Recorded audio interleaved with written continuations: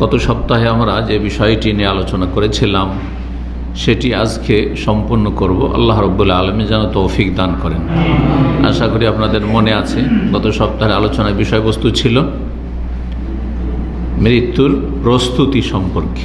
কেমন করে প্রস্তুত হবেন মৃত্যুবরণ করার জন্য, ওই মুহূর্তের জন্য যখন দুনিয়া থেকে সমস্ত স্বাদ, মজা, দুনিয়ার ভোগবিলাসের সামগ্রী, স্ত্রী, ছেলে মেয়ে, ধন সম্পদ, আর ভালো ভালো খাবার দাবার, আর ভালো জায়গায় অবস্থান, এই সমস্ত কিছু ছেড়ে যখন আপনাকে আমাকে সকলকে একাই চলে যেতে হবে এবং এমন এক জায়গায় চলে যেতে হবে যেখানে আপনি একাই থাকবেন, একাই আল্লাহর সামনে হাজির হবেন, কবরেও একাই জবাব দিবেন মুনকার নাকিরের, এবং হাসর মাঠেও প্রত্যেক ব্যক্তি আল্লাহ রাব্বুল আলামিনের সামনে একাই হাজির হবে। ওয়াকুল্লুহুম আতিহি ইয়াউমাল কিয়ামাতি ফারদা। সূরা মারইয়ামে আল্লাহ রাব্বুল আলামিন ইরশাদ করেছেন যে কুল্লুহুম মানে প্রত্যেক মানুষ, আতিহি আল্লাহর কাছে আসবে, উপস্থিত হবে, ইয়াউমাল কিয়ামতে কিয়ামতের দিনে, ফারদান মানে একা একা, ফারদ মানে ওয়াহিদ, একা একা সবাইকে আসতে হবে। সেখানে যতই বড় নবী রসুল হোক না কেন, আর যতই বড় আল্লাহর নেক বান্দা হোক না কেন, কেউ নিজের স্ত্রীকে, কেউ নিজের ছেলে মেয়েকে সাথে নিয়ে যেতে পারবে না। তো এই সমস্ত কিছু, এছাড়াও সামনে জান্নাত নাকি জাহান্নাম, তারপরে বিভিন্ন স্তর যে রয়েছে, এই সমস্ত কিছুর জন্য প্রস্তুত থাকা। মরণের জন্য প্রস্তুতি মানে শুধু ওই মরণের মুহূর্তের জন্য প্রস্তুতি নয়, মরণ শুরু, আর তারপরে যেখানে পাড়ি দিচ্ছেন সেখানে আপনার পরিণাম কি হবে, আপনি কি চান, সেখানে কোন অবস্থায় থাকতে চান, এই সমস্ত কিছুর জন্য প্রস্তুতিটা এই কর্মজীবনে দুনিয়াতে নিতে হবে, যেখানে মানুষ ভালো যেমন করতে পারে তেমনি মন্দ করতে পারে। মন্দ করে যেমন জাহান্নামে যায় মন্দ লোকেরা, খারাপ লোকেরা, ঠিক তেমনি ভালো মানুষ ভালো হওয়ার চেষ্টা করে ভালো হয়ে সে জান্নাতে যাওয়ার জন্য চেষ্টা করতে পারে। আল্লাহ রাব্বুল আলামিন চেষ্টা করতে বলেছেন, ওয়াল্লাযীনা জাহাদু ফীনা লানহাদিয়ান্নাহুম সুবুলানা ওয়া ফী যালিকা ফালইয়াতানাফাসিল মুতানাফিসুন। এই বিষয়ে, এই পথে প্রতিযোগিতা করুক, কম্পিটিশন করো। আমি সবার আগে থাকার চেষ্টা করব, আমি আমার সমাজ, আমার দেশের মানুষ, আমার ভাষাভাষী, আমার মুসলিম জাতি, সারা বিশ্বে যত মানুষ রয়েছে সবার আগে হওয়ার চেষ্টা করব। আল্লাহ রাব্বুল আলামিন যেন তৌফিক দান করেন। তো আমাদের বিষয়বস্তু হচ্ছে মৃত্যুর জন্য প্রস্তুতি, পর্ব নম্বর 2। আজকে আলোচনা পূর্ণ করব। এর আগে যে আলোচনাগুলি করেছি তাতে 3টি বিষয় আলোচনা করেছিলাম প্রস্তুতির জন্য। 3টি বিষয় আলোচনা করেছিলাম। 3 নম্বরে যে কথাটি বলেছিলাম সেটা হচ্ছে সত্যিকার অন্তর থেকে, অন্তরের সততার সাথে তওবা করা, খালেস অন্তর থেকে নির্ভেজাল তওবা করা, মানে দুনিয়ার কোনো স্বার্থ না থাকে। তওবা, যখন চোর মার খায়, আসামি যখন পুলিশের কাছে মার খায়, তখন বাপ বাপ করেও তওবা করে, ওই তওবাতে কাজ হবে না। হ্যাঁ, ধরা খেয়ে যাব, হ্যাঁ, জান চলে যাবে, জীবন চলে যাবে, এই জন্য তওবা করা, আর এইসব কাজ করবেন এমন কিছু নাই। অথবা ডাক্তার বলছে যে তুমি মদ খেতে, তুমি গাঁজা খেতে, তুমি বিড়ি সিগারেট খেতে তোমার কোনো চিকিৎসা নেই, তুমি ক্যান্সার আক্রান্ত, যদি এখনই সাবধান না হও, বর্ডারে আছো, তখন আল্লাহর ভয়ে নয়, জান বাঁচাবার ভয়ে কিছুদিন বাঁচার আশায় তওবা করলো ধূমপান থেকে, জর্দা থেকে, তামাক থেকে, ওই রকম নয়। তওবায়ে সাদেকা, অন্তরের সততার সাথে তওবা করতে হবে। আল্লাহ রাব্বুল আলামিন এই তওবাকে তওবাতান নাসুহা বলেছেন। নাসুহা মানে খালিস, নির্ভেজাল, খাঁটি দুধ, লাবানুন নাসিহুন। যেই ব্যক্তি কাউকে উপদেশ দেয়, নসিহত করে, সেই ব্যক্তি তার বড় হিতাকাঙ্ক্ষী, তার জন্য আন্তরিক, সেই জন্য উপদেশকে নাসিহা বলা হয় আরবি ভাষায়। নাসিহার শাব্দিক অর্থ হচ্ছে খালেস অন্তর থেকে, নসু খালেস নির্ভেজাও তওবা। ইয়া আইয়ুহাল্লাযীনা আমানু তুবু ইলাল্লাহি তাওবাতান নাসুহা, তোমরা আল্লাহর কাছে তওবা করো খালিস তওবা। সূরা তাহরিম আয়াত নম্বর 8 আল্লাহ রাব্বুল আলামিন ইরশাদ করেছেন। মরণ এমন একটি বিষয় যে সেটাকে আপনি এগিয়েও নিতে পারবেন না, আপনার এখতিয়ারে নেই, আর পিছিয়েও দিতে পারবেন না এক মুহূর্তের জন্য। সূরা আলে ইমরান আয়াত নম্বর 145 আল্লাহ রাব্বুল ইরশাদ করেছেন, ওমা কানা লিনাফসিন আন তামুতা ইল্লা বিইذনিল্লাহ। কোন মানুষের পক্ষে সম্ভব নয়, ওমা কানা লিনাফসিন, কোন ব্যক্তির জন্য সম্ভব নয়, আন তামুতা, যে মারা যাবে, মৃত্যুবরণ করবে, নিজে থেকে আমি মরে যাব, হ্যাঁ, ইল্লা বিইذনিল্লাহ, আল্লাহর অনুমতি ছাড়া, আল্লাহর ইচ্ছা ছাড়া। তাহলে আত্মহত্যা যে করছে কেউ কাউকে যে হত্যা করে দিচ্ছে, তো আপনারা ভাবছেন যে না আত্মহত্যা না করলে আরো বাঁচত, হ্যাঁ, অথবা এই ব্যক্তিকে কেউ যদি এভাবে খুন না করে দিত, হ্যাঁ, বা এই ব্যক্তি অ্যাক্সিডেন্ট না হতো তাহলে কতদিন বাঁচত, এই ব্যক্তি যদি সুচিকিৎসা হতো, তাড়াতাড়ি যথাসময়ে চিকিৎসা হতো, তাহলে একে বাঁচানো যেত। এইসব কথা পথভ্রষ্টদের কথা, জাহেল মূর্খদের, হয় জাহেল আর না হলে জালেম। মূর্খ ইসলাম সম্পর্কে জানেন না, আর না হলে জানার পরে হ্যাঁ কিছু শুনেছে পড়েছে ইসলাম, কিন্তু সে এই আকীদা বিশ্বাসী নয় যে সমস্ত কিছুর মালিক একমাত্র আল্লাহ রাব্বুল আলামিন। যিনি সৃষ্টি করেছেন তিনি সব কিছুর মালিক। আল্লাযী খালাকাল মাউতা ওয়াল হায়াতা, তিনি যেমন আমাদেরকে সৃষ্টি করেছেন, আমাদের জীবন সৃষ্টি করেছেন, তেমন আমাদের মরণ আল্লাহ সৃষ্টি করেন। হায়াতের পরে মরণ কেন? আল্লাহ নিয়েই আসতেন না, অথবা আল্লাহ চিরকাল হায়াত রেখে দিতেন, কেন এটা করেননি? এই জন্য যে পরীক্ষা হবে না। আল্লাহ বলছে লিয়াবলুয়াকুম, তোমাদের পরীক্ষা করার জন্য।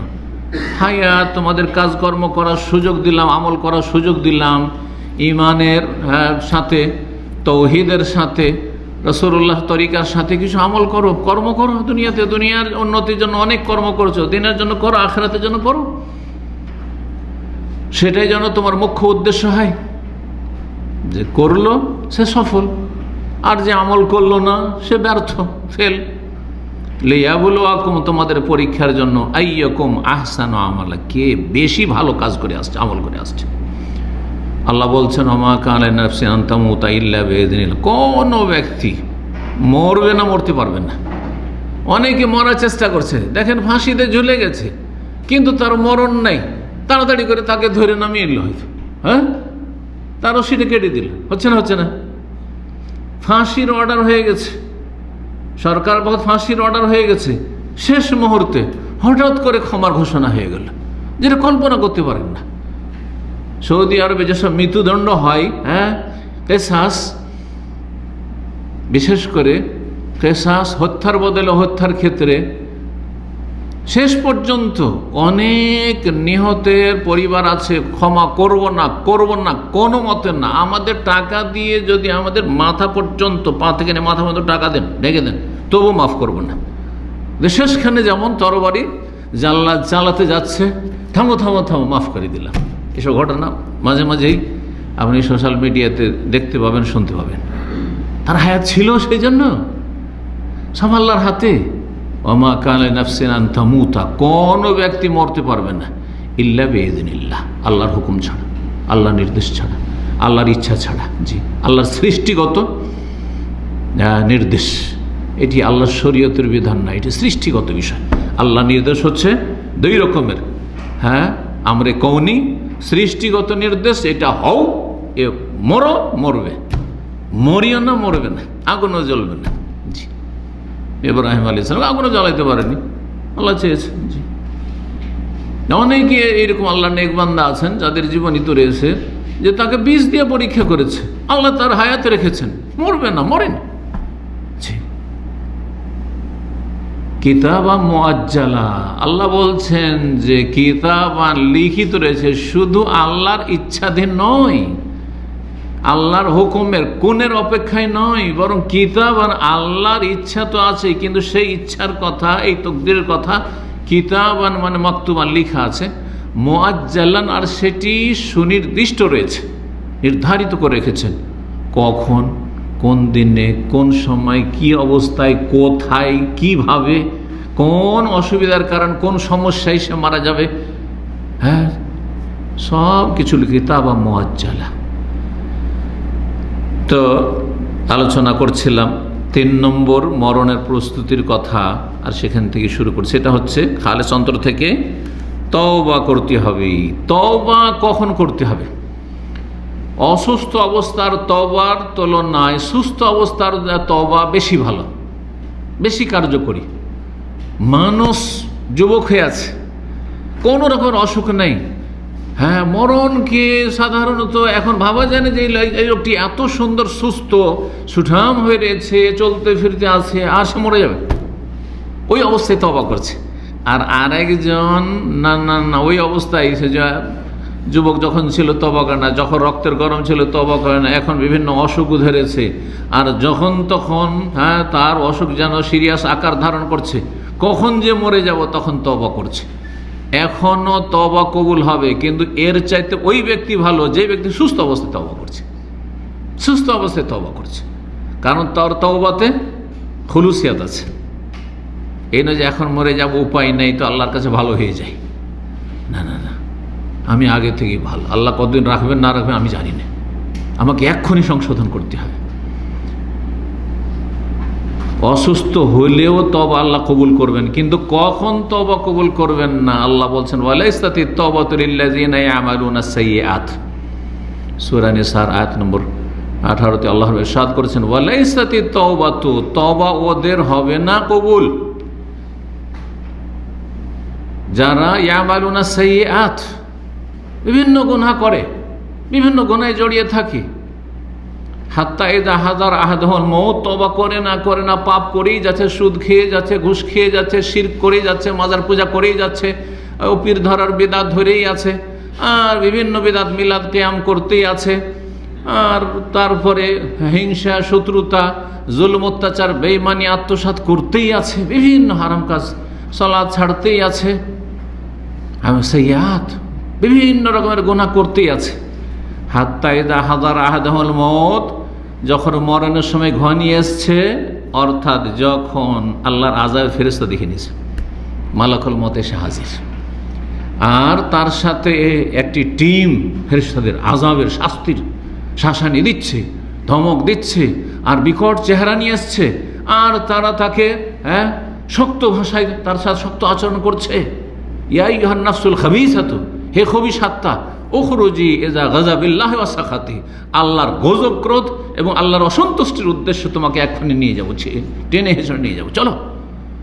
তখন তওবা করছে, এখন তার উপায় নেই, তখন তওবা করছে। আল্লাহ বলছে যে এর তওবা কবুল হবে না। হাত্তা ইযা হাদার আহাদুহুল মউত, যখন মরণের সময় ঘনিয়ে চলে এসছে, কালা, তখন বলছে ইন্নী তুবতু আন, আল্লাহ আমি এখন তওবা করছি, আল্লাহ এখন তওবা করছি, আল্লাহ তুমি আমাকে মাফ করে দাও, আল্লাহ তুমি সময় দাও, কিছুক্ষণ সময় দাও। জি, হবে না। ওয়ালাল্লাযিনা ইয়ামুতুনা হুম কুফার, আর ওদের তওবা কবুল হবে না, ওদেরকে আল্লাহ ক্ষমা করবে না যারা কুফরের অবস্থায়, নাস্তিক হয়ে মরে গেল সারা জীবন, নাস্তিক থেকে, মুনাফিক থেকে মরে গেল, কাফের হয়ে মরে গেল, মুশরিক হয়ে বহুত্ববাদী হয়ে মাজার পূজা করতে করতেই ধ্বংস হয়ে গেল, কখন আল্লাহ মাফ করবেন না। ওয়ালাল্লাযিনা ইয়ামুতুনা হুম কুফার, 2 শ্রেণীর লোককে আল্লাহ মাফ করবেন না। এক শ্রেণী যে কুফরের অবস্থায় চলে গেছে, মরে গেছে, আর এক শ্রেণী হচ্ছে যে ঠিক যখন আযাবের ফেরেশতা দেখে নিয়েছে আর মরণ যখন নিশ্চিত হয়ে গেছে, এখন আর বাঁচবো না, এখন স্ত্রীর দিকে তাকিয়ে লাভ নেই, হ্যাঁ এইখানে কণ্ঠনালীতে পৌঁছে গেছে, হ্যাঁ রূহ, জি, হাত্তা ইযা বালাগাতিল হুলকুম, এখানে পৌঁছে গেছে, বাঁচবো না নিশ্চিত হয়ে গেছে, দুনিয়ার মায়া কইরেও লাভ নেই, আর থাকতে পারবো না, তখন তওবা করেছে। ওদেরও তওবা কবুল হয় না। এই তওবা হচ্ছে ফেরাউনের তওবার মতো, ফেরাউন ওই সময় তওবা করেছিল, যদি কারো তওবা কবুল হইতো তো ফেরাউনের তওবা আল্লাহ কবুল করতেন। জি, সুতরাং কখন যে এই পরিস্থিতি আমার আপনার সামনে চলে আসে, সবসময় দ্রুত তওবা করবেন, আল্লাহ রাব্বুল আলামিন তৌফিক দান করুন। যারা জানছে যে আমার অহরহ গুনাহ হচ্ছে বা এই গুনাহটি হয়ে গেছে, অহরহ নাই হোক, ধরেন সপ্তাহে মাসে একটি গুনাহ হয়েছে, কিন্তু এই গুনাহ হয়েছে, এই গীবত করে ফেললাম, এই চুগলখড়ি করে ফেললাম, একটি মিথ্যা কথা বলে ফেললাম, হ্যাঁ এই একটা কবিরা গুনাহ করে ফেললাম, এইটা ফরজ আমার আজকে গাফিলতি হয়ে গেল, সাথে সাথে তওবা করে। কারণ সাথে সাথে মওত হামলা করতে পারে, যে কোনো সময় মরণের হামলা হতে পারে। সুতরাং সাথে সাথে দ্রুত তওবা করুন আপনাকে মরণ ধরে নেওয়ার আগেই। তওবার কয়টি শর্ত রয়েছে? 3টি শর্ত রয়েছে যদি আল্লাহর হক হয়। 1 নম্বর যারা বলবে একজন হাত উঠাবে, কে বলবে? হ্যাঁ কে বলবে? যে বলে হাত তুলতে বলছি। হ্যাঁ, গুনাহ বন্ধ। হ্যাঁ কি করতে হবে? প্রতিজ্ঞা করতে হবে। হ্যাঁ ছেড়ে দেওয়াটা স্টপ হইলো, তো ওইটা শুধু স্টপ একবার বললেন ইংরেজি, আর একবার ছেড়ে দিতে হবে না। হ্যাঁ অনতপ্ত, অনুশোচনা, বড় লজ্জিত হইতে হবে, এত অন্যায় করেছি, এত বড় ভুল করেছি, আমি নিজের পায়ে নিজে কুড়াল মেরেছি, আমি নিজেকে ধ্বংস করেছি। জি, এই নয় যে এক শ্রেণীর অসৎ লোকরা আছে গুনাহ করার পরে বন্ধু মহলে গল্প করে একসঙ্গে খুব আমোদ ফুর্তি করেছি, আমি অনেক মেয়েদের সাথে আমি এরকম সম্পর্ক রাখতাম, আমাকে আমার পিছনে পিছনে কলেজ ইউনিভার্সিটিতে মেয়েরা লাইন লাগিয়ে থাকতো, হ্যাঁ আর এদিকে আস্তাগফিরুল্লাহ তওবা করছেন না, কখনো তওবা কবুল হবে না। এরা হয় মুজাহিরুন, আল্লাহ লুকিয়ে রেখেছেন বিভিন্ন পাপকে, এরা প্রকাশ করে, এরা অনতপ্ত না, এরা বেহায়া নির্লজ্জ, নির্লজ্জকে আল্লাহ মাফ করেন না। হায়া, শরম, লজ্জা অত্যন্ত গুরুত্বপূর্ণ একটি ভালো বৈশিষ্ট্য একজন মুসলিমের। আল হায়া শাওবাতুম মিনাল ঈমান, নবী সাল্লাল্লাহু আলাইহি ওয়াসাল্লাম বলেছেন। 3টি হয়ে গেল। আল্লাহর হকের ক্ষেত্রে 3টাই যথেষ্ট, কিন্তু মানুষের হক যদি নষ্ট করেন, হ্যাঁ তাহলে এই 3টির সাথে 4র্থ কি করতে হবে? অ্যাড করতে হবে। সেটা হচ্ছে তার হক আদায় করার হইলে আদায় কর। টাকা পয়সার ব্যাপার সবার আছে, জমি জায়গা দিয়ে দেন, ফিরিয়ে দেন। বন্ধের হক মেরে রেখেছেন, জমি ফেরান। একা খেয়ে বসে আছেন বাপের ছেলে আর বাপের মেয়ে, ওটা জন্মা নয়। জি, মেয়ের উপর জুলুম করেছেন, কোন এক ছেলের উপর জুলুম করেছেন, মেয়েকে দেননি, বাপ এখনো বেঁচে আছেন, জাহান্নাম থেকে বাঁচতে হইলে ছেলেকে যেমন দিয়েছেন মেয়েকে দেন। আর না তো বলে আল্লাহর ফয়সালা, আমার ফয়সালা বাতিল, আল্লাহ যে ফয়সালা ওইভাবে ভাগ হবে, ছেলে 2 গুণ পাবে আর মেয়ে 1 গুণ পাবে, যেভাবে আল্লাহ ভাগ করেছে, আমার কোনো ইখতিয়ার নেই। এটা আমানত আমার কাছে জমা ছিল, কোনো ইখতিয়ার। একজন মানুষ মারা যাওয়ার সাথে তার কোনো ইখতিয়ার নেই, সুস্থ অবস্থায় সে দান করতে পারে, সুস্থভাবে দান করতে পারে, কিন্তু ওয়ারেসদের মাঝে আবার 9-6 করতে পারে না। হ্যাঁ, সেখানে কোনো হস্তক্ষেপ চলবে না। আল্লাহ যেইভাবে ভাগ করে দিয়েছেন সেই ভাগে সন্তুষ্ট হয়ে ছেড়ে দিতে হবে, যে আল্লাহর ভাগ তোমরা ওইভাবে নেবে যেভাবে আল্লাহ ভাগ করেছেন, আমার কোনো ইখতিয়ার নেই, এটি আমার কাছে আমানত শুধু। আর না হলে অধিকাংশ বাপ মা ফেসে যাবে, অধিকাংশ ভাইয়েরা ফেসে যাবে, অধিকাংশ সমাজের লোকেরা ফেসে যাবে, অধিকাংশ নেতারা ফেসে যাবে। কত জুলুম অত্যাচার করেছে, জুলুম অত্যাচার করেছে। যদি আদায় করবে, না হলে ক্ষমা নিতে হবে বেঁচে থাকাকালীন, না হলে হাসর মাঠে নেকি দিয়ে পেমেন্ট করে জাহান্নামে চলে যেতে হবে। আল্লাহ বুঝার তৌফিক দান করুন। এই তওবার যে শর্তগুলি, এগুলি বহুবার আলোচনা, প্রায় আলোচনাতে চলে আসে, আর এগুলি জানা প্রত্যেকের জন্য জরুরি, কারণ আমাদের প্রত্যেকের গুনাহ হচ্ছে। সুতরাং শর্ত সাপেক্ষ না হলে, শর্ত পুরা না করলে ও তওবা কবুল হবে না। কিন্তু আপনার আমার তওবা কবুল হয়েছে কি না এর লক্ষণ কি? আজকে 4টি লক্ষণ আপনাদের সামনে পেশ করব। প্রত্যেকে নিজেকে যাচাই করুন যে আমি যে ভুল ভ্রান্তি করেছি, গুনাহ করেছি, তো আমার কি তওবা কবুল হয়েছে না রিজেক্ট? আমার মুখে ছুঁড়ে ফেলে দেওয়া হয়েছে, তওবা আল্লাহ কবুল করেননি। তওবা করলেই শুধু আস্তাগফিরুল্লাহ পড়লেই হয়ে যাবে, হ্যাঁ, আর তারপরে ওই তাসবিহ জপলেই হয়ে যাবে, তওবা জপলেই হয়ে যাবে, অথবা মাঝে মাঝে নিজেকে একটু অনুতপ্ত মনে করলে আর লজ্জিত হলেই হয়ে যাবে? এত সোজা নয়। কিছু লক্ষণ রয়েছে। আপনার অন্তরে যদি সততা থাকে, সেই লক্ষণগুলি আপনার জীবনে ফুটে উঠবে।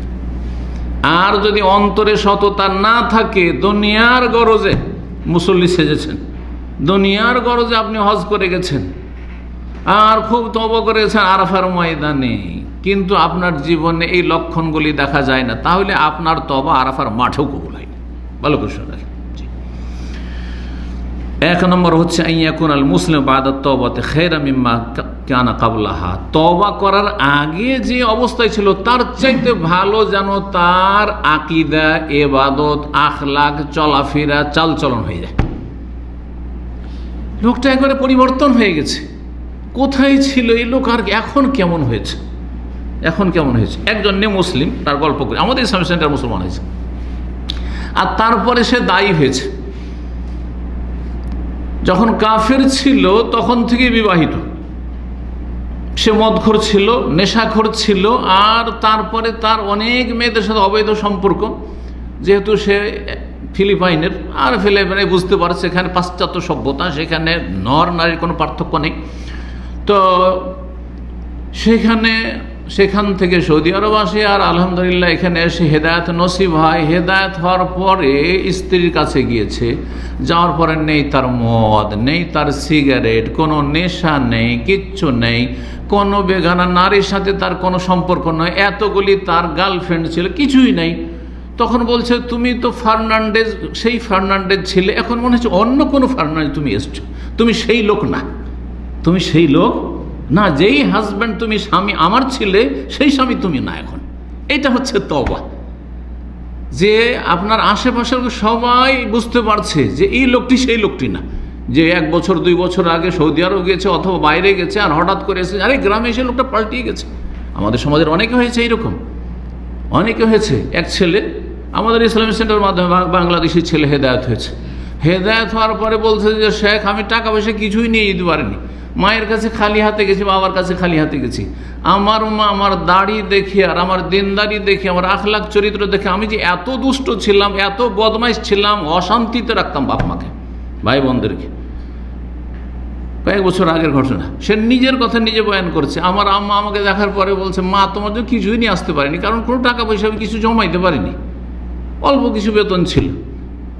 বলছে বাবা কিচ্ছু লাগবে না, তুই যে মানুষের মতো একটা মানুষে এসছিস, সেই যে সুন্দর তোর দাড়ি, আর তুই 5 ওয়াক্ত নামাজ পড়ছিস, তোকে কোনো 1 ওয়াক্ত নামাজ পড়াইতে পারতাম না, তুই যে হিদায়াত হয়েছিস, এর চাইতে মূল্যবান সম্পদ আমার কাছে দুনিয়াতে আর কিছু নেই। আল্লাহু আকবার। এটা হচ্ছে প্রথম লক্ষণ যে আপনার তওবা সত্যি কি হয়েছে, কবুল হয়েছে। 2 নম্বর হচ্ছে তওবা করার পরেও সব সময় আপনি ভয়ে ভীত থাকবেন আল্লাহর আযাব থেকে, যে এত যে গুনাহ করেছি, এখন আমি নিশ্চিন্তে নাকে তেল দিয়ে ঘুমাবো এমন নয়, সবসময় চিন্তায় আছেন যে এত যে ভুল ভ্রান্তি হয়েছে,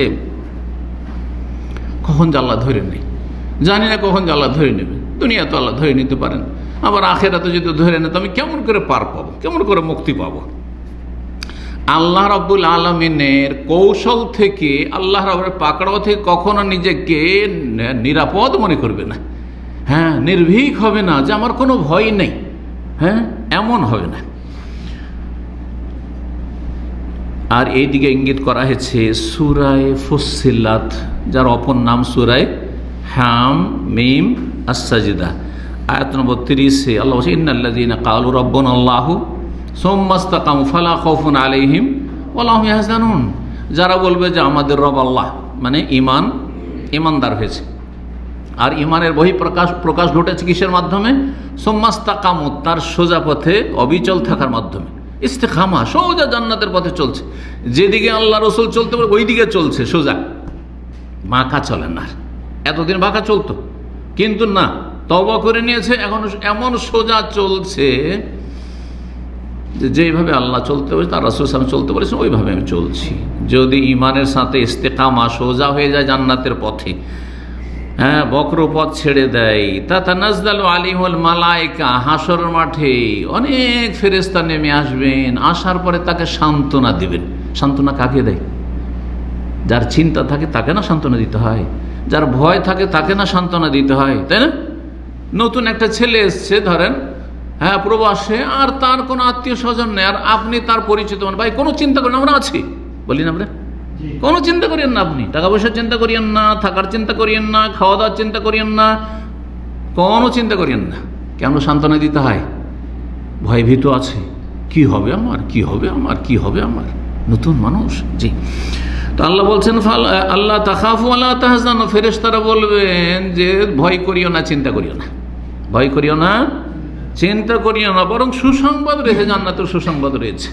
তাহলে সবসময় যতদিন দুনিয়াতে বাঁচবেন যেন ভয় লেগেই থাকে, আল্লাহ জীবনে অনেক ভুল হয়েছে, আল্লাহ অনেক ফরজ ওয়াজিব ছুটেছে, আল্লাহ তুমি মাফ করে দাও, আল্লাহ তুমি ধরিও না, দুনিয়াতেও ধরিও না, আখিরাতে ধরিও না।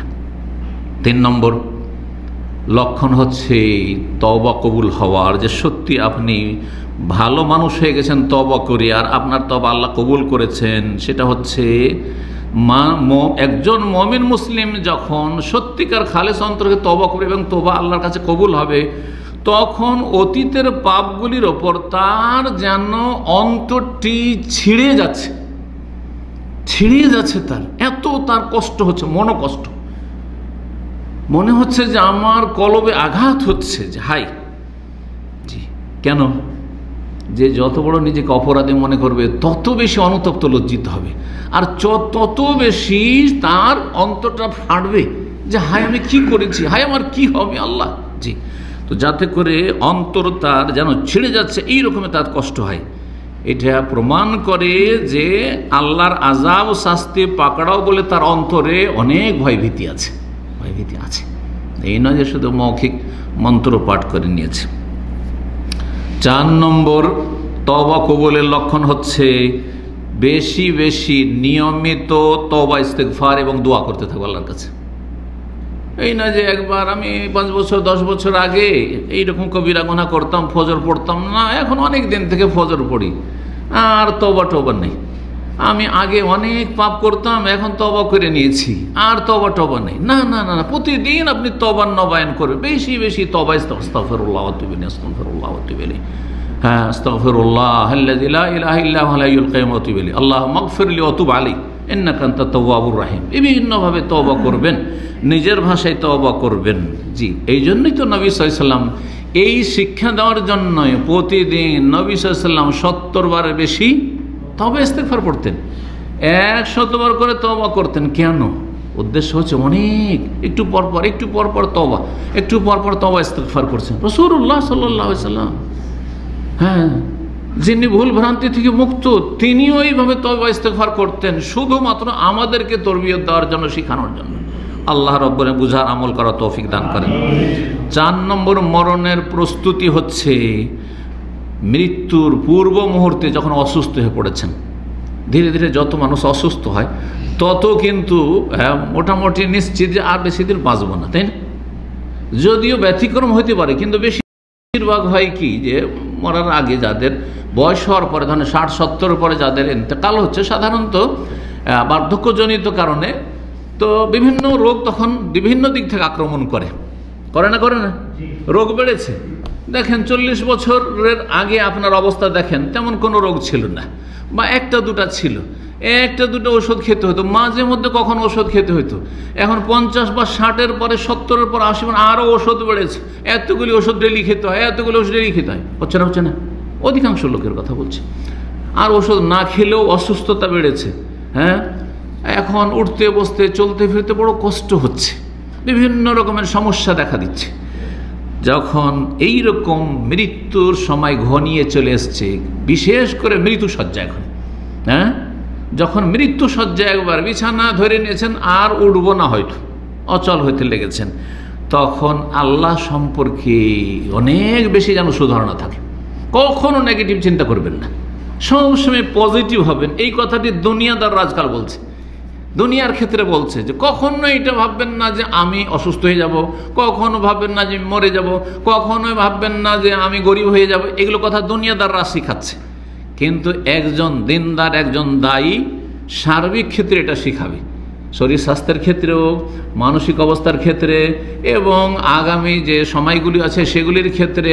আর বহু সমস্যা রয়েছে, সেই সমস্যার সম্মুখীন হলে কি করে আপনি সেসব সমস্যা থেকে আপনি মুক্তি লাভ করতে পারেন, এইসব ক্ষেত্রে হোক। আর তারপর আল্লাহ রাব্বুল আলামিন রহমতের আশাবাদী হওয়ার ক্ষেত্রে, জান্নাত পাওয়ার ক্ষেত্রে, জাহান্নাম থেকে বাঁচার ক্ষেত্রে, সমস্ত ক্ষেত্রে আমরা একজন মুমিন মুসলিম দুনিয়া এবং আখিরাত দুটোকে নিয়ে চলবো। এই জন্য আমরা পজিটিভ হব, নেগেটিভ হব না। এই কথাটি আমাদের যারা দুনিয়াদার, যারা বস্তুবাদী, তাদের মতো 2-4টি কথাই ধন সম্পদ আর দুনিয়ার স্বার্থে সীমিত থাকবে না।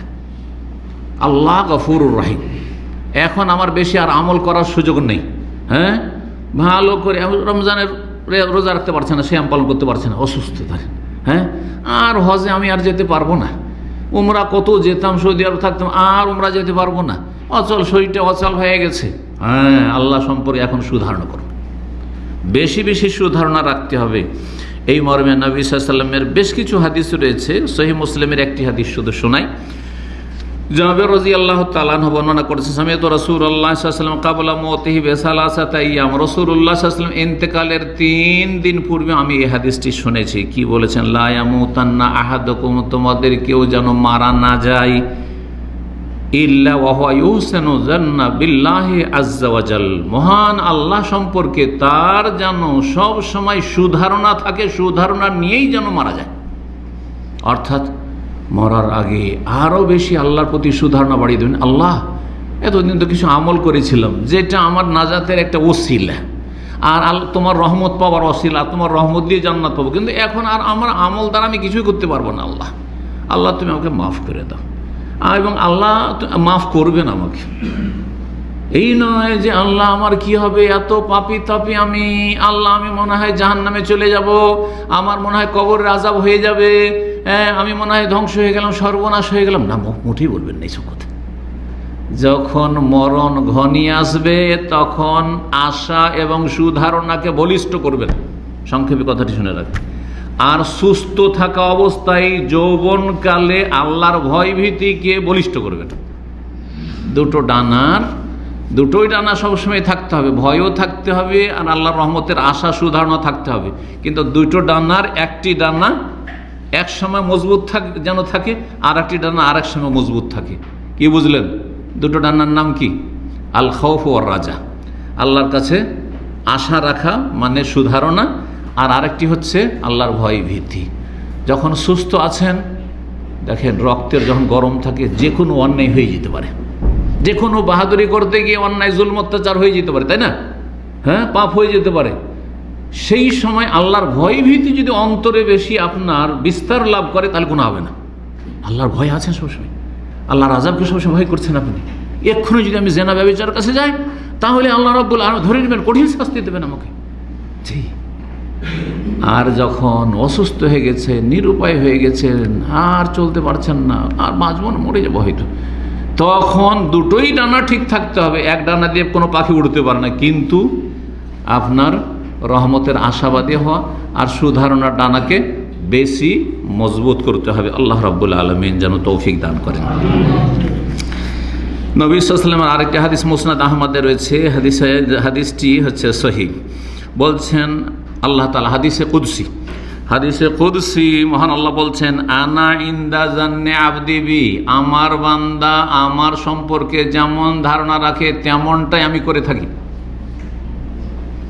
আল্লাহ সম্পর্কে যদি ধারণা রাখেন যে আল্লাহ কখনো আমাকে না খাইয়ে মারবেন না, হ্যাঁ, আমি কখনো অনাহারে থাকবো না, হ্যাঁ, আমার রিজিকে কোনোদিন টান পড়বে না, আমি কোনোদিন ঋণের বোঝা নিয়ে মরবো না, হ্যাঁ, আমি কোনোদিন পাপী হয়ে মরবো না, হ্যাঁ, সবসময় সুধারণা আল্লাহ আমাকে জান্নাত দেবেন, আল্লাহ আমাকে দুনিয়াতে সুখ দেবেন, আখিরাতে সুখ দেবেন, আল্লাহ আমাকে নেক সন্তান দেবেন, আল্লাহ আমাকে নেক বিবি দেবেন।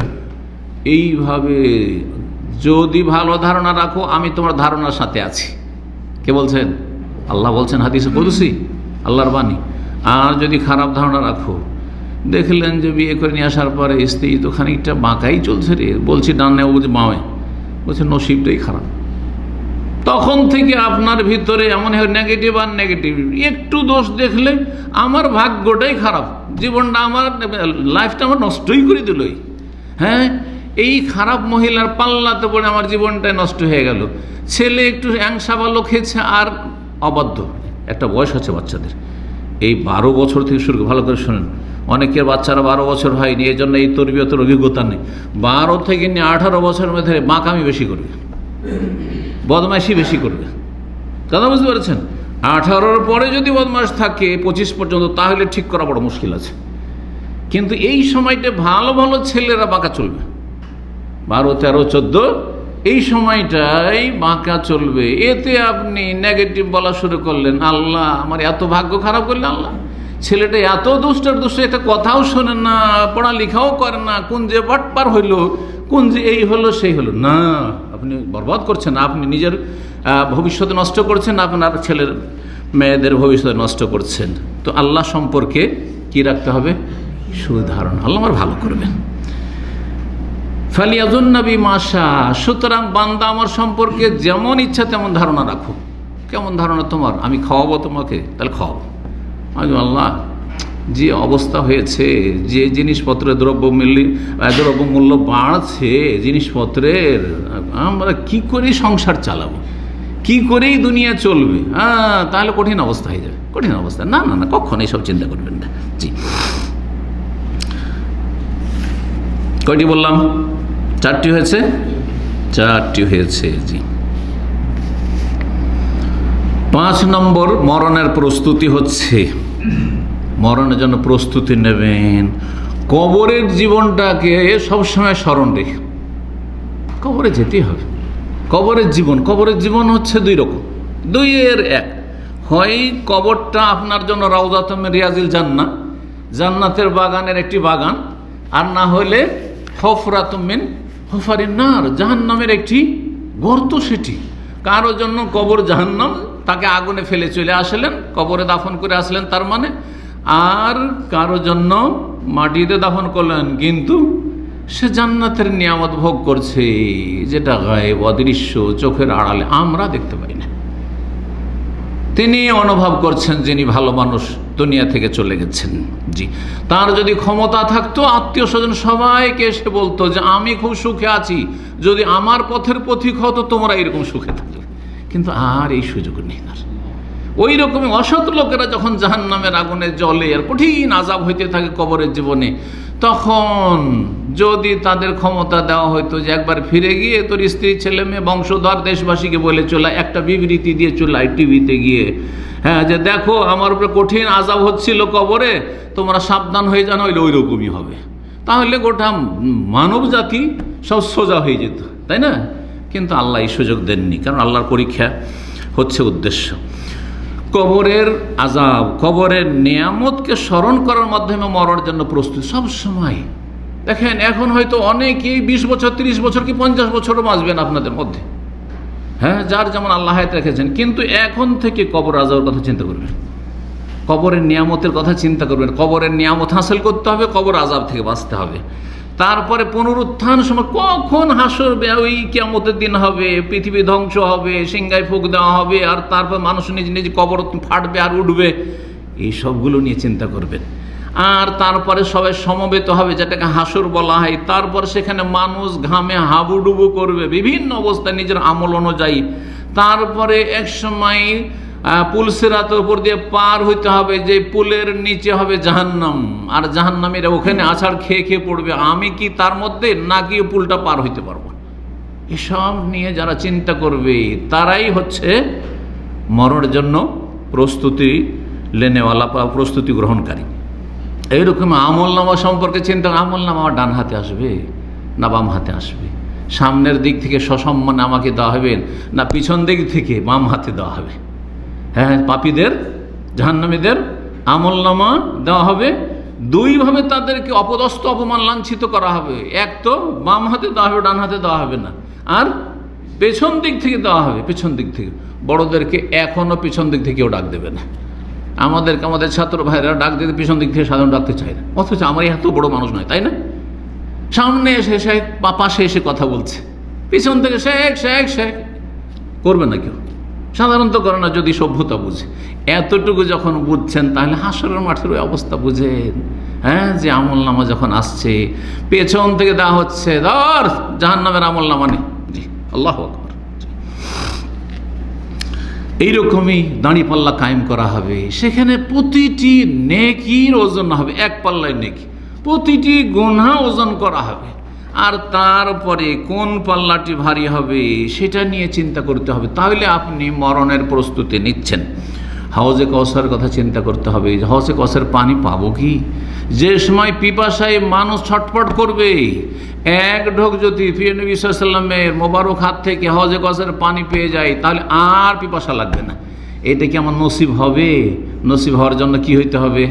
তাওহীদবাদী মুসলিম হইতে হবে, শিরক থেকে বাঁচতে হবে, সুন্নতের অনুসারী হইতে হবে, বেদাতি মুসলিম হলে চলবে না।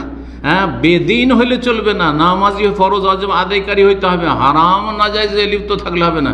বেনামাজি নামাজ পড়েন না আর আশেকে রসুল নবীকে খুব মহব্বত করি, আমরা 12 রবিউল আউয়াল ঈদে মিলাদুন নবী করতাম, হজে কসার পানির আশা করে বসে আছি, কখনো না।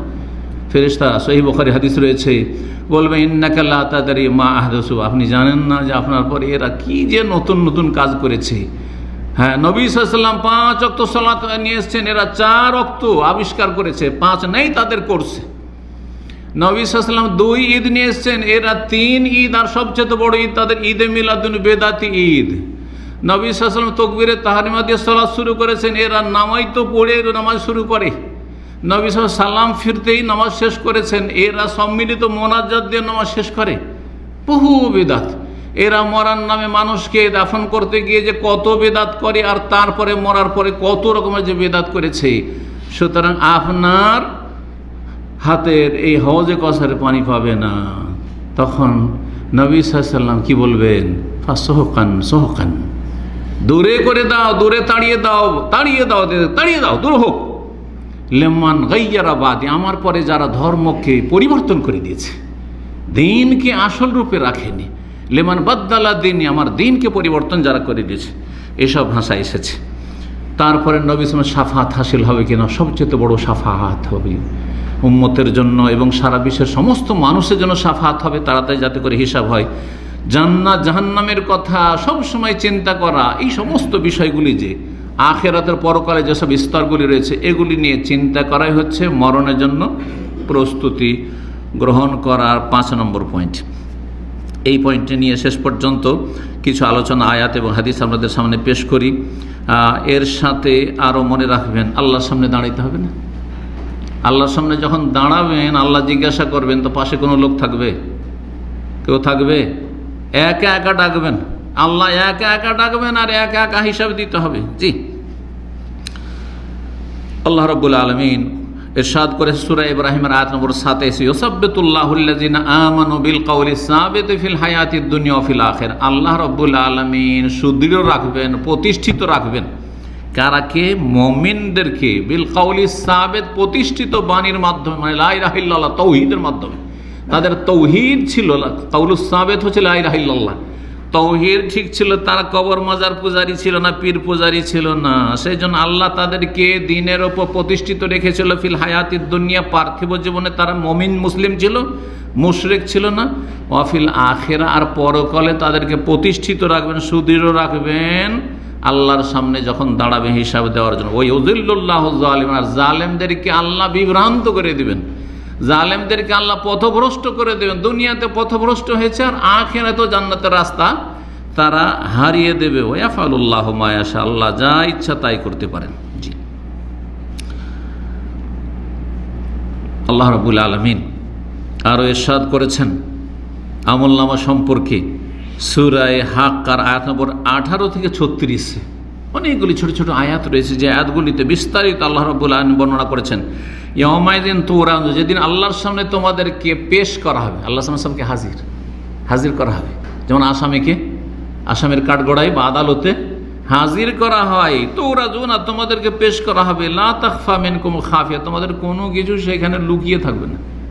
দুনিয়াতে অনেক কিছু লুকিয়ে রেখেছেন, আপনার জীবনের ইতিহাস আপনার ছাড়া আর আল্লাহ ছাড়া কেউ জানে না। অনেক ইতিহাস রয়েছে, অনেক পাপের ইতিহাস রয়েছে, যেগুলি আপনি নিজেও ভুলে গেছেন পাপ করে, কিন্তু আল্লাহ ভুলেননি। ওমা কান রব্বুকা নাসিয়া, আল্লাহ ভুলেননি, আল্লাহর আমলনামাও ভুলেননি। আল্লাহ আমাদের সাথে সাথে ফেরেশতারা রেকর্ড করে রেখেছে। ফাম্মা মান উতিয়া কিতাবাহু বিয়ামিনিহি, যার ডান হাতে কি দেওয়া হবে? তার আমলনামা দেওয়া। ফায়াকুলু, তখন কি যে খুশি তারা হবে, বলে হাউম, এসো, আরে দেখো দেখো দেখো দেখো। আমরা যখন মাদ্রাসার রেজাল্ট পেয়েছি, আর রেজাল্ট পাওয়ার পরে নিয়ে আসার পরে আমাদের ছেলেরা এখন করে, ছেলেমেয়েরা রেজাল্টে ফার্স্ট হয়েছে, দেখেন দেখেন দেখেন আব্বু দেখেন, এই যে আমি ফার্স্ট হয়েছি, এই যে দেখেন সব আমার এক্সেলেন্ট, সবগুলো মুমতাজ আমার। সুবহানাল্লাহ, কি আনন্দের সাথে আসবে সেই নেক ব্যক্তি বলে, ইকরাউ কিতাবিয়া, আমার আমলনামা পড়ে দেখো, দেখো দেখো নাম্বার দেখো আমার। ইন্নী জানান্তু, আমার বিশ্বাস ছিল, আন্নী মুলাকিন হিসাব, আমার হিসাব আমি পাবো, আল্লাহর কাছে আমি পাবো আমার হিসাব। ফাহুয়া ফি ইশাদির রাজিয়া, সে খুব সুখ শান্তির জীবনযাপন, সন্তোষজনক জীবন পাবে। ফি জান্নাতিন আলিয়া, সুউচ্চ জান্নাতে তার অবস্থান হবে। আর কুতুফুহা দানিয়া কুলু ওয়াশরাবু হানিয়া বিমা আসলাফতুম ফিল আইয়ামিল খালিয়া। আল্লাহ রাব্বুল বলবেন যে তৃপ্তি ভরে যা ইচ্ছা তাই পানাহার করতে থাকো, যেখানে ইচ্ছা সেখানে বিচরণ করতে থাকো। ও আম্মা মান উতিয়া কিতাব বেশেমালেহি, যার বাম হাতে দেওয়া হবে, এই আয়াতে রয়েছে। আর আম্মা পাড়ার অন্য আয়াতে রয়েছে ওয়ারা জাহরি, পিছন দিক থেকে, যে কথাটি একটু আগে আলোচনা করলাম। ফায়াকুল, তখন বলবে যে ফেল করে সে কিন্তু জানাই না রেজাল্ট, কাউকে জানাতে চায় না। আর এই সাথী বন্ধু থেকেও লুকিয়ে রাখে যে ওর রেজাল্ট কী হয়েছে, ফেল করেছে, ওটাও বলতে চায় না। আর বাপ মাকে তো জানতেই দেয় না। যার রেজাল্ট খারাপ হয় ও শুধু আল্লাহ আল্লাহ করে, আল্লাহ আমার বাপ যেন জিজ্ঞাসা না করে, আমার মা যেন জিজ্ঞাসা না করে, কেউ যেন আমাকে জিজ্ঞাসা না করে যে তোর রেজাল্ট কী হলো, তোর রেজাল্ট কী হলো। চুপচাপ থাকে, সে একেবারে কোনো কথা বলতে চায় না, পরীক্ষার সময় কোনো কথাই বলতে চায় না। জি, তখন সে বলি আলাই তানি, হাই হাই, নিজেকে তিরস্কার করবো, হাই লামুতা কিতাবিয়া, যদি আমার এই আমলনামা না দেওয়া হইতো, ওয়ালা মাদরে মা হিসাবি, আল্লাহ আমার যদি হিসাব না হইতো, ইয়ালাই তাহা কানাতিল কাজে, আল্লাহ যদি আমাকে এখানে উঠানো না হইতো পুনরায় জীবিত করে, বরং আমাকে ওই যে আমি যে মরেছিলাম ওইটাই আমার চূড়ান্ত ফয়সালা হয়ে যেত, কাজিয়া মানে সেটাই চূড়ান্ত ফয়সালা হয়ে যেত, ধ্বংস হয়ে যেতাম, আর মাটিতে সরে গেলে পচে চলে গেলাম। আর যদি আমাকে পুনর্জীবিত না করা হইতো, মাগনান্নি মালিয়া, অনেক ধন সম্পদ ছিল, হ্যাঁ, বড় পুঁজিপতি দেশের, বিশ্বের কোন কোন ব্যাংকে না পয়সা রাখেনি, বলছে আমার ধন সম্পদ কোনো কাজে আসলো, আরে কোনো কাজে আসলো না। হালাকা আন্নি সুলতানিয়া, রাজা বাদশাহ আর প্রধানমন্ত্রী রাষ্ট্রপতি আর এমপি আর মিনিস্টার আর চেয়ারম্যান বলবে আমার সব ক্ষমতা শেষ হয়ে গেছে, হায় হায় কিচ্ছু নাই, কিছুই নেই আমার কাছে। খুজুহু, আল্লাহ ফেরেশতার দৌড়ো একে, ফাগুল্লুহু, বাঁধো একে, শিকলবদ্ধ করো, হ্যাঁ, পায়ে বেড়ি লাগাও, হাতকড়ি লাগাও, আল্লাহু আকবার, ফাগুল্লু সুম্মাল জাহিমা সাল্লু, তারপর একে জাহান্নামে ঢুকিয়ে দাও, আল্লাহু আকবার। আল্লাহুম্মা আজিরনা মিনান নার, আল্লাহুম্মা আজিরনা মিনান নার, আল্লাহুম্মা আজিরনা মিনান নার। সুম্মা ফি সিলসিলাতিন, এমন শিকল দিয়ে বাঁধো, যারউনা সাবউনা জিরান, 70 হাত লম্বা শিকল দিয়ে তার হাত পা বাঁধো, আল্লাহু আকবার। চিন্তা করুন, এগুলো অবাস্তব, অবাস্তব না, যেগুলো হবে সে বাস্তব চিত্র তুলে ধরা হয়েছে। এগুলো হবে, ইয়াকিন করুন ওই রকমই যেমন আপনার আমার ইয়াকিন আছে যে আমি আপনাদের সামনে আছি, হ্যাঁ, আর এখন রাত চলছে আর এখানে লাইট আছে, না হলে অন্ধকারে থাকতাম, ঠিক না? চোখের সামনে দেখে যতটা বিশ্বাস করছেন তার চাইতে বেশি বিশ্বাস করতে হবে এইসব গাইবিয়াতগুলিকে। আল্লাহ রাব্বুল আলামিন যেন আমাদেরকে ঈমান ইয়াকিন নসিব করেন এবং আমাদের ঈমান ইয়াকিন বৃদ্ধি করেন। আল্লাহ বলবে ইন্নাহু কানা লা ইউমিনু বিল্লাহিল আযীম, মহান আল্লাহর প্রতি বিশ্বাসী ছিল না। ওয়ালা ইয়াহুদ্দু আলা তা'আমিল মিসকিন, নিজেও গরিব মিসকিনকে খেতে দিত না, আর যাকাত দিত না, অভাবে আত্মীয় স্বজনকেও দিত না, একে একা ভোগ বিলাস করত। ফালাইসা লাহুল ইয়াউমা হাহুনা হামিম, এখানে তার কোনো বন্ধু নেই, কেউ নেই এখানে সহায়। ওয়ালা তা'আমুন ইল্লা মিন গিসলিন, এখানে পুঁজ ছাড়া, জাহান্নামীদের রক্ত পুঁজ ছাড়া তাদের কোনো খাবার নেই। আল্লাহু আকবার। এইরকম বহু কথাই কোরআনে কারিমে তুলে ধরা হয়েছে। সময়ের স্বল্পতার জন্য এগিয়ে যাচ্ছে। সেখানে হাসরের মাঠে আর একটি দৃশ্য হবে যে আল্লাহ জিজ্ঞাসাবাদ যখন শুরু করবেন তখন কিছু মিথ্যা বাহানা করা শুরু করবে, হ্যাঁ, কিছু অজুহাত পেশ করবে ডানে বামে এদিকে। দুনিয়াতে মনে করতো যে আমি তো ওই কোম্পানিতে চাকরি করেছি, আর তারপরে কোনো কথাই যদি শোকজ করেছে যে এটা কেন হলো, এটা কেন করলে, তখন মিথ্যা বলে বেঁচে গেছি, এই সেই বলে বেঁচে গেছি। তো এইখানেও মনে হয় আল্লাহর কাছে বেঁচে যাব। তখন আল্লাহ হঠাৎ করে যখন মিথ্যা বলা শুরু করবে, মুখে আল্লাহর উপর কি লাগিয়ে দেবেন? মোহর লাগিয়ে, তার মুখ দিয়ে কথা বেরোচ্ছে না। আল্লাহ বলছেন সূরা ইয়াসিন আয়াত নম্বর 65, আল-ইয়াওমা নাখতিমু আলা আফওয়াহিহিম, আজকে তাদের মুখে আমি মোহর লাগিয়ে দেবো, খতম, হ্যাঁ, মোহর লাগিয়ে দেওয়া। ওয়া তুকাল্লিমুনা আইদিহিম, দুই হাতে কথা বলতে শুরু হবে। এ মিথ্যা কথা বলছে, এই যে মিথ্যা কথা বলছে, যে জানতো না, সে জানতো না, সে জানতো, জানার সুযোগ হয়নি, জানতো, তাকে বলা হয়েছে তো কিন্তু মানেনি। তার সামনে দিনী আলোচনা এসেছে, ইউটিউবে এসে, ফেসবুকে এসছে, উড়িয়ে দিয়েছে, ও পাপ করেছে, নোংরা ছবি দেখেছে। আর কত সালাতের গুরুত্বের কথা এসছে, এগুলো হুজুরদের কথা, এগুলো মোল্লাদের কথা, তৌহিদ সুন্নতের কথা এসছে, এগুলো ওয়াহাবিদের কথা। হ্যাঁ, যদি সুন্নতের কথা বলা হয়েছে এটাকে বেদাত বলা হয়েছে, এটাকে শিরক বলা হয়েছে, বলছে যে এরা শুধু শিরক শিরক বেদাত বেদাত। হ্যাঁ, না না, বাপ দাদাকে আমার বোকা ছিল, আমাদের এত বড় বড় হুজুররা ছিল, আল্লামারা ছিল, সব বোকা ছিল, মূর্খ ছিল, কি খেয়ে পড়েছে তারা, এইসব করেছে তারা। আল্লাহু আকবার।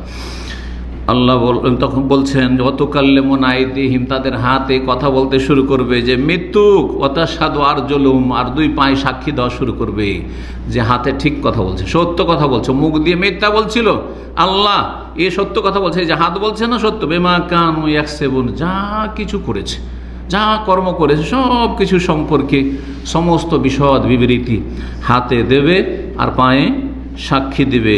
বরং অন্য আয়াতে রয়েছে সূরা ফুসসিলাতে যে প্রতিটি অঙ্গ প্রত্যঙ্গ মানুষের বিরুদ্ধে বলবে, যদি বিরুদ্ধাচরণ করে, আল্লাহর নাফরমানি করে, গুনাহ করে আল্লাহর সামনে হাজির হবেন, সমস্ত অঙ্গ প্রত্যঙ্গ আল্লাহর কাছে আপনার বিরুদ্ধে নালিশ করবে। আল্লাহ রাব্বুল আলামিন যেন আমাদেরকে তওবা করে ফিরার তৌফিক দান করেন।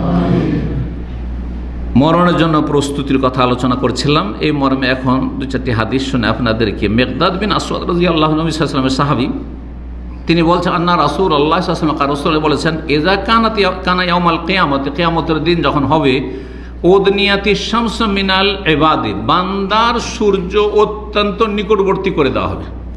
হ্যাঁ, সূর্যকে অত্যন্ত কি করা হবে? নিকটবর্তী করে দেওয়া হবে। হাত্তা তাকুনা কিদা মিলিন আও ইসনাইন, এমনকি সূর্য মানুষের মাথা থেকে 1 মাইল অথবা 2 মাইল দূরে থাকবে। মিল আরবিতে মিলের দুটো অর্থ হয়, যেটাকে আমরা মাইল বলি ইংরেজিতে বা বাংলাতে, ওইটাই মিল আরবিতে, এটা একটি অর্থ। আর আরেকটি অর্থ হচ্ছে যে সুরমাদানি তো বুঝেন, সুরমাদানি থেকে যে খড়িটা থাকে যেটা দিয়ে সুরমা উঠানো হয়, ওইটাকেও কাঠিটাকেও মিল বলা হয়। তো বর্ণনাকারী একজন সুলাইম রয়েছেন, তিনি বলছেন না আদরি, আমি বুঝতে পারেন আইয়ুল মিলাইনে আনা, নবী সাল্লাল্লাহু আলাইহি ওয়াসাল্লামের উদ্দেশ্য এই মিল বলে উদ্দেশ্যটা কি? 2 মিলের মধ্যে আমাসাফাতুল আরজে, এই ভূমির দূরত্ব মানে 1 মাইল, এ মাইলের কথা বলেছেন, যেটা আনুমানিক 1.5 কিলোমিটার, 1.5 কিলোমিটার দূরে হবে। সুবহানাল্লাহ, এই কত কত লক্ষ মাইল দূরে আছে আপনারা তো জানেনই সায়েন্সের কথা, সূর্য মানুষের কত লক্ষ মাইল দূরে রয়েছে। তারপরও এই সূর্যের তাপের প্রখরতায় আমরা বাইরে বেরোতে পারছি না। জোহরে আসরে কি কষ্ট হচ্ছে, সকাল 9টার পরে আর রোদে যাওয়া যাচ্ছে না। আল্লাহু আকবার। 1 মাইল অথবা 2 মাইল দূরে হবে, যদি এটাই অর্থ হয় তবু যেমন তেমন কথা নয়। সেখানে আল্লাহ রাব্বুল আলামিন বরদাস্ত করাবেন, সেই জন্য না হইলে যদি দুনিয়াতে সূর্য কাছে চলে আসে সমস্ত কিছু জ্বলে শেষ হয়ে যাবে। হ্যাঁ, মানুষ সব ভুনা হয়ে যাবে সব। দুনিয়াতেও যদি এই সূর্য কাছে চলে আসে তাহলে মানুষও ভুনা হয়ে যাবে, কিছুই থাকবে না, মানুষ শেষ হয়ে যাবে। আর নাকি আমিল মিল আল্লাযী তুকতাহালু বিহিল আইন, নাকি সেই কাঠিকে উদ্দেশ্য করা আছে যেটা দিয়ে মানুষ চোখে সুরমা দিয়ে থাকে। ফাতাসহারহু শামস, সূর্য মানুষকে একবারে গলিত বস্তুতে পরিণত করে দেয়, মানে মানুষের শরীর থেকে ঘাম শুধু বইতে ফায়াকুনুনা ফিল আরাকে বেকাদরে আমালিহিম, আমল অনুযায়ী তাদের ঘামের অবস্থা। ফামিনহুম মান ইয়াখুযু ইলা আকিবাইহি, কারো পায়ের আপনার টাখনা বা টাখনার নিচে ওই পর্যন্ত থাকবে, যার ভালো মানুষ ওই নিচেই আছে, ঘাম নিচেই আছে। অমিনহুম মান ইয়াখুযু ইলা রুকবাতে, কারো 1 হাঁটু পর্যন্ত ঘাম। অমিনহুম মান ইয়াখুযু ইলা হিকওয়াইহি, কারো 1 কোমর পর্যন্ত ঘাম। অমিনহুম মান ইউলজিমুহু ইলজামান, কারো এই নাক পর্যন্ত, আর হাবুডুবু করতে থাকবে। যারা সাঁতার জানে না আর পানি যদি 1 গলার উপরে যখন উঠে যায় তখন তাদের অবস্থাটা দেখি, কোথাও নামিয়ে দিয়ে এতটুকু পানিতে হাবুডুবু করতে থাকে। তো এইরকম হাবুডুবু করতে থাকবে ঘামে। আল্লাহ রাব্বুল আলামিন যেন আমাদের মাফ করেন, আমাদের হেফাজত করেন। তিরমিজির হাদিস, আল্লামা আলবানী রাহিমাহুল্লাহ হাদিসটিকে সহিহ বলেছেন।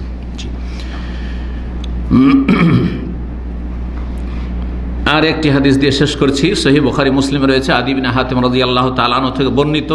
তিনি বলছেন কালা রাসূলুল্লাহ সাল্লাল্লাহু আলাইহি ওয়াসাল্লাম বলছেন মা মিনকুম আহাদুন ইল্লা সায়ুকাল্লিমুহু রাব্বুহু, এমন কোনো ব্যক্তি দুনিয়াতে নেই যার সাথে তার রব আল্লাহ রাব্বুল আলামিন কথা বলবেন না।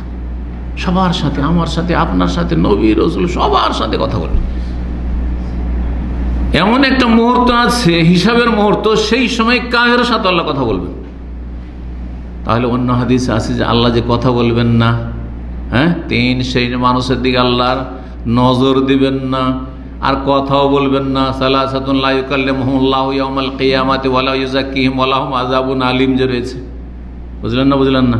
3 শ্রেণীর মানুষ আছে যাদের সাথে আল্লাহ কথাও বলবেন না, তাদের দিকে আল্লাহ তাকাবেনও না, আর তাদেরকে আল্লাহ তাদের নোংরামি থেকে পাপ থেকে পবিত্রও করবেন না, মানে ঝাড়া পরিষ্কার করে যে জান্নাতে দেবেন তাও দেবেন না। তা আল্লাহ কথা বলবেন না মানে, আবার এখানে বলছে প্রত্যেকের সাথে আল্লাহ কথা বলবেন। দুটোতে দ্বন্দ্ব আছে না? দ্বন্দ্ব নেই। কথা বলবেন না মানে রহমতের দৃষ্টি নিয়ে কথা বলেন, মায়ামূলক কথা বলবেন না। আর যেখানে আল্লাহ হিসাব নেওয়ার জন্য কথা বলবেন সেখানে শাসানিমূলক ধমক দিয়ে কথা বলবেন, এই কাফের হিসাব দাও, এই জালেম হিসাব দাও, এই সুদখোর বেঈমান হিসাব দাও, এই মুশরিক হিসাব দাও, এই বিদাতি হিসাব দাও। এইভাবে আল্লাহ হিসাব দিবেন। তো মা মিনকুম আহাদুন ইল্লা সায়ুকাল্লিমুহু রাব্বুহু, তোমাদের মধ্যে এমন কোন ব্যক্তি নেই যার সাথে রব কথা বলবেন না। লাইসা বাইনাহু ওয়া বাইনাহু তুরজুমান, এমন চিন্তা করিয়েন না যে আল্লাহ তো আরবিতে বলবেন আর আমি তো আরবি জানি না, তো মনে হয় একজন ভাষী হবেন। আর শেখ মতিউর রহমত আমাদের ওস্তাদ, আর উনি তো মুতারজিম মাশাআল্লাহ সৌদি আরবে দীর্ঘদিন। যদি এখন পেশায় আলহামদুলিল্লাহ আমরা আসল পেশাতে ফিরেছি, দায়ীতে। কারণ এক সময় আমাদের পেশা ছিল এমনি সরকারি হিসাবে মুতারজিম ছিল, অনুবাদক, হ্যাঁ। কিন্তু এখন আলহামদুলিল্লাহ আল্লাহ যা করে ভালোই করে, দায়ী পেশাতে ফিরে এসেছি। আল্লাহ রাব্বুল আলামিন এর উপরে যেন আজীবন থাকার তৌফিক দান করেন, আর এবং এই পেশা নিয়ে আল্লাহর সামনে হাজির হওয়ার যেন তৌফিক দান করেন।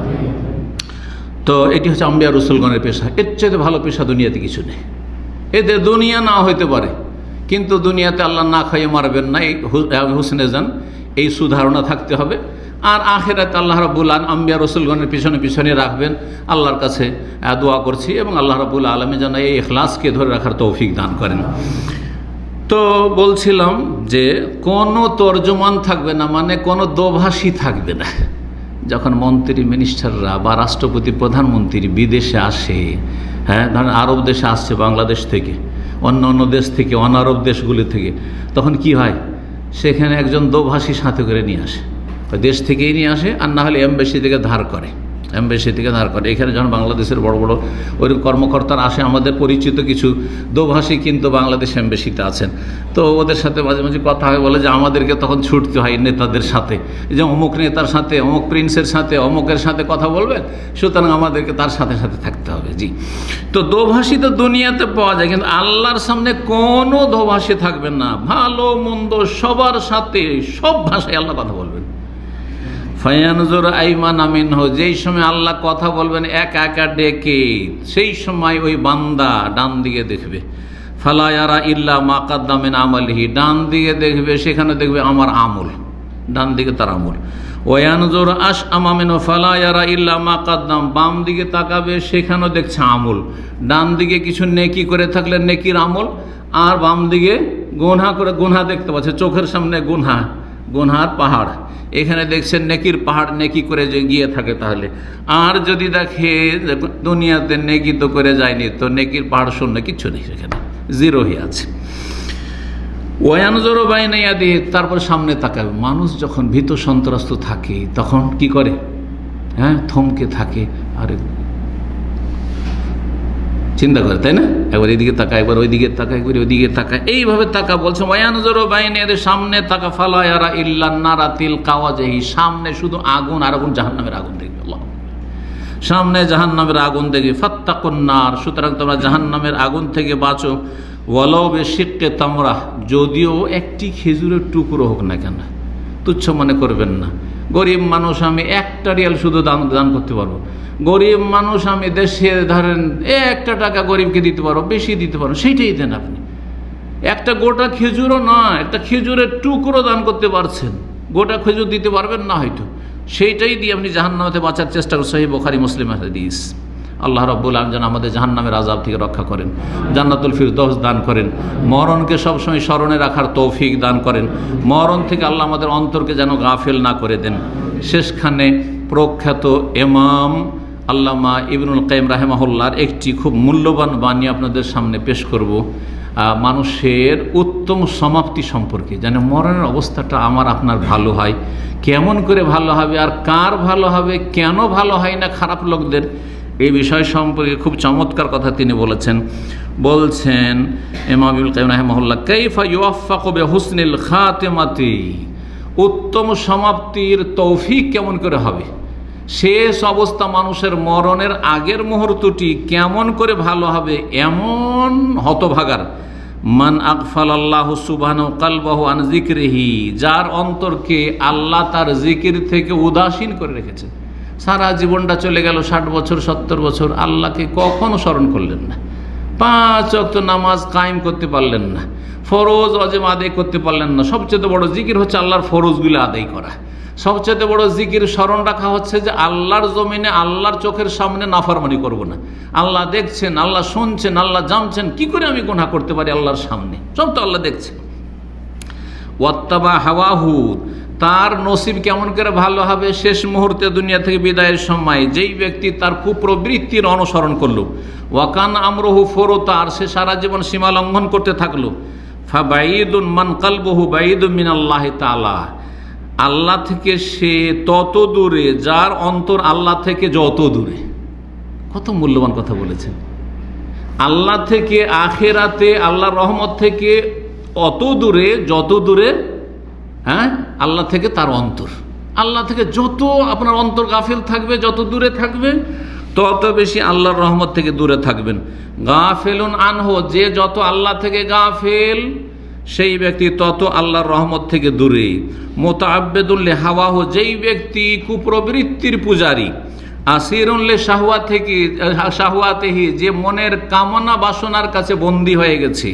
ওয়ালিসানুহু ইয়াবিসুন মিন যিকর, আল্লাহর জিকির করতে গিয়ে তার জবান শুকিয়ে যায়, মানে সারা দিন চলে যায়, সপ্তাহ চলে যায়, আল্লাহর জিকির তার জবান দিয়ে বেরোয় না। না আস্তাগফিরুল্লাহ বেরোয় না, লা হাওলা ওয়ালা কুওয়াতা ইল্লা বিল্লাহ, না লা ইলাহা ইল্লাল্লাহ, না আর কোন সুবহানাল্লাহ, না আলহামদুলিল্লাহ, কোন জিকির আজকাল না ফরজ জিকির, না সুন্নত নফল জিকির। যদিও সুন্নত নফল দিয়ে শুধু নাজাত পাবে না যদি ফরজ ঠিক না থাকে। ওয়া জাওয়ারিহু মুআত্তালাতুন মিন তাআতিহি, আর যার অঙ্গ প্রত্যঙ্গ এত সুন্দর সুষ্ঠু সুঠাম থাকা সত্ত্বেও আল্লাহর আনুগত্যের নেকির কাজে গিয়ে সেগুলো নিষ্ক্রিয় হয়ে গেছে। এত সুন্দর শরীর স্বাস্থ্য থাকার পরেও নেকির কাজে নিষ্ক্রিয় তার অঙ্গ প্রত্যঙ্গ। মুস্তাগিলাতুন বিমাসিয়াতিহি, আর সেই অঙ্গ প্রত্যঙ্গগুলি গুনাহতে লিপ্ত হয়ে রয়েছে। এই ব্যক্তি হতভাগা। আন ইয়াফাকা লিল খাতিমাতি বিল হুসনা, সে কেমন করে সুন্দর সমাপ্তি পাবে, শেষ সবাইটা কেমন করে ভালো হবে, ভালো অবস্থায় তার মরণ কি করে হবে, শেষখানে লা ইলাহা ইল্লাল্লাহ কি করে নসিব হবে, শেষখানে রহমতের ফেরেশতারা তাকে কি করে সাদরে গ্রহণ করবে, তার আত্মাকে গ্রহণ করবে, বরং আযাবের ফেরেশতারাই তার আপ্যায়নের জন্য আসবে। আল্লাহ রাব্বুল আলামিন যেন বোঝার তৌফিক দান করেন, আমলের তৌফিক দান করেন। ইমাম ইবনুল কাইয়িম রাহিমাহুল্লাহর অনেক লিখনী রয়েছে, তার মধ্যে একটি কিতাবের নাম হচ্ছে আল জওয়াবুল কাফি, আর সেই কিতাবের পৃষ্ঠা নম্বর 116-তে এই মূল্যবান কথাগুলি তিনি বলেছেন। এখানে আজকের আলোচনা শেষ করছি। রব্বুল আলমীর কাছে দোয়া করি আল্লাহ রব্বুল আমাদের গুনাহ খাতা যেন মাফ করেন, মরণকে সবসময় স্মরণ রাখার তৌফিক দান করেন, মরণের কোনো সময় নেই এ কথা যেন সবসময় আমাদের মগজে দেমাগে বসে থাকে আল্লাহ তৌফিক দান করেন। আর শেষখানে আমাদের প্রিয় ভাই, অত্যন্ত আমার কাছের মানুষ শেখ মোহাম্মদ আবদুল্লাহ আল কাফি রাহিমাহুল্লাহ তাআলা গত আপনার হয়তো 10-12 দিন হইল, গত সপ্তাহের আগের সপ্তাহে দুনিয়া থেকে তিনি বিদায় নিয়েছেন হঠাৎ করে। তার জন্য বিশেষভাবে দোয়া করি এবং আপনারাও দোয়া করবেন। আর যেটুকু তিনি নেকির কাজ করেছেন সেগুলি তার জন্য সাদকা জারিয়া হবে ইনশাআল্লাহ। আল্লাহ রাব্বুল আলামিনের কাছে দোয়া করি আল্লাহ যেন তাকে জান্নাতুল ফিরদৌস দান করেন, তার গুনাহ খাতা মাফ করেন, তার পরিবার পরিজন যারা শোক সন্তপ্ত তাদের আল্লাহ উত্তম বিকল্প দান করেন, তাদের রিজিক আল্লাহ বরকত দান করেন, তাদের উত্তম সবর করার তৌফিক দান করেন।